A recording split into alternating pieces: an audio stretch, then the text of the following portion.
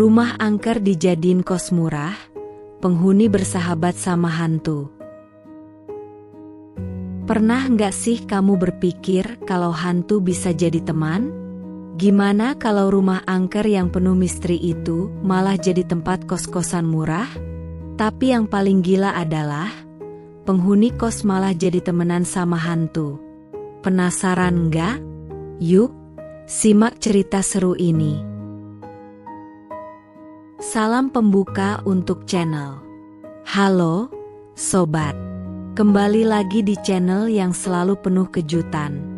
Hari ini, kita bakal bawa cerita yang gak cuma seram, tapi juga lucu dan penuh pelajaran. Jadi, kalau kamu suka cerita kayak gini, jangan lupa buat like, komen, dan subscribe. Jangan lupa juga tulis doa atau pesan baik di kolom komen ya. Siapa tahu bermanfaat untuk kita semua. Yuk, langsung aja kita mulai ceritanya. Cerita dimulai. Di sebuah daerah yang cukup sepi, ada sebuah rumah besar yang sudah lama ditinggalkan. Konon, rumah itu angker. Banyak orang yang pernah tinggal di sana, tapi mereka selalu kabur dengan alasan yang tidak masuk akal. Mereka bilang, ada suara aneh di malam hari, pintu yang tiba-tiba terbuka sendiri, bahkan ada yang melihat sosok hantu wanita dengan rambut panjang. Namun, rumah itu tetap berdiri kokoh, meskipun tampak menyeramkan. Suatu hari, seorang pemilik rumah yang sedang kesulitan finansial memutuskan untuk mengubah rumah tersebut menjadi kos-kosan murah. Biar aja kos-kosan, siapa tahu ada yang mau, pikirnya. Diiklankan dengan harga murah, ternyata kos-kosan itu langsung ramai dihuni, meski ada beberapa orang yang merasa sedikit ragu dengan reputasi rumah itu. Di antaranya ada 3 mahasiswa yang membutuhkan tempat tinggal dengan harga terjangkau. Mereka pun memutuskan untuk tinggal di rumah kos yang terkenal angker itu, meskipun ada rasa was-was di dalam hati mereka. Nama mereka, Rudy, Tika, dan Dimas. Hari pertama mereka tinggal, segala sesuatu terasa biasa saja. Mereka bertiga ngobrol dan bercanda di ruang tamu, tidak ada yang aneh. Namun, malam harinya, suara-suara aneh mulai terdengar. Suara langkah kaki yang berat, pintu yang terbuka sendiri, dan bahkan suara tangisan dari lantai atas. Mereka pun mulai merasa tidak nyaman, tapi mereka tidak ingin terlihat takut.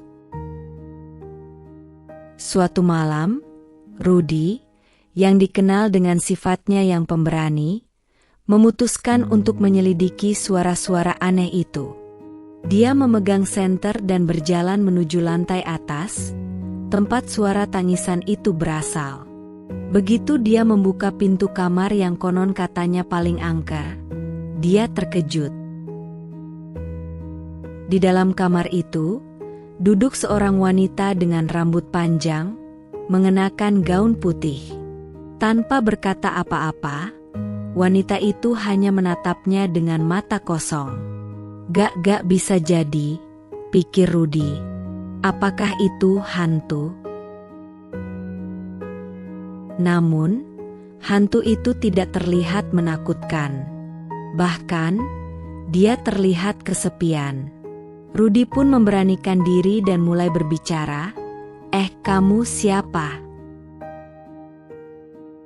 Wanita itu perlahan menatap Rudy dan tersenyum. Aku, Lisa, jawabnya dengan suara lembut. Kenapa kalian datang ke rumah ini?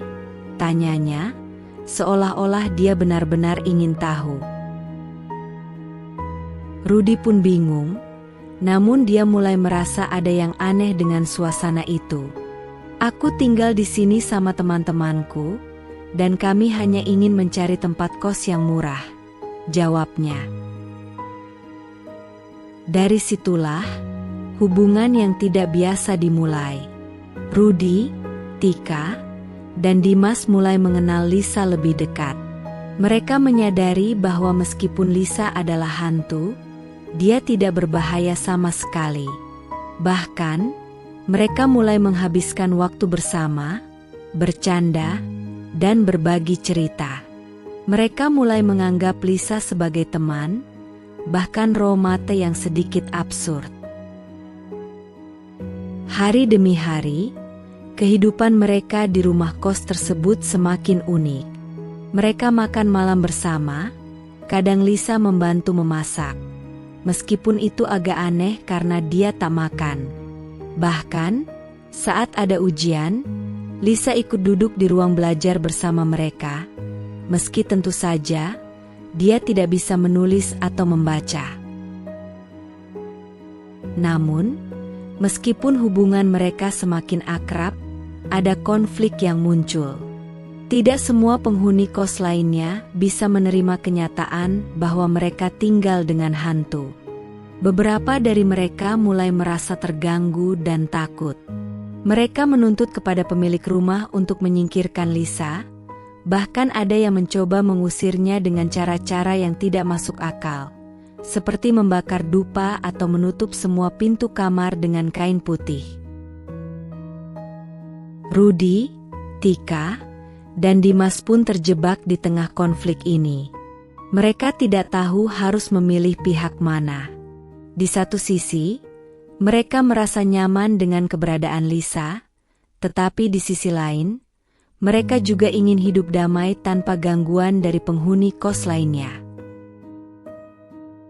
Pada suatu malam yang penuh ketegangan, setelah beberapa hari berdebat dengan para penghuni kos, Lisa mengumpulkan mereka semua. "Kenapa kalian takut padaku?" tanyanya, suaranya begitu lembut. "Aku hanya ingin teman, seseorang yang mau mendengarku." Mendengar itu, Rudy merasa terharu. Dia akhirnya mengerti bahwa ketakutannya selama ini hanya berasal dari rasa asing dan tidak mengerti.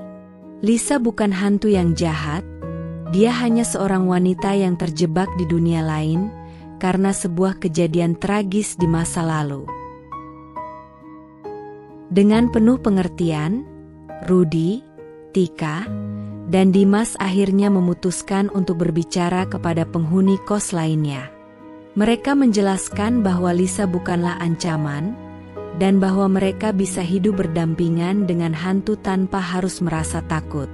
Ada yang ragu, namun perlahan-lahan, semua penghuni kos mulai menerima kenyataan itu. Tika, yang sebelumnya sangat ketakutan, mulai merasakan kedamaian dengan kehadiran Lisa. Tika bahkan mulai mendengarkan cerita-cerita masa lalu Lisa yang penuh emosi. Dimas yang sebelumnya hanya peduli pada hal-hal duniawi, mulai belajar tentang pentingnya menghargai kehidupan dan kematian. Rudy, yang sejak awal berani, kini mengerti bahwa tidak semua hal yang menakutkan itu harus dijauhi. Terkadang, mereka hanya membutuhkan pemahaman dan kasih sayang. Akhirnya, rumah angker itu berubah menjadi tempat tinggal yang penuh kedamaian dan persahabatan, meski sedikit aneh. Penghuni kos yang tadinya ketakutan, kini bisa duduk bersama Lisa, berbicara tentang kehidupan, dan merayakan momen-momen indah bersama. Penutupan. Nah, gimana menurut kamu cerita kali ini? Ternyata, meskipun hantu terlihat menakutkan, dia juga bisa jadi teman kalau kita mau mencoba memahami mereka, kan? Jangan lupa buat like, komen, dan subscribe, supaya kamu gak ketinggalan cerita-cerita seru lainnya. Jangan lupa juga tulis doa atau pesan baik di kolom komen. Sampai jumpa di cerita selanjutnya, sobat.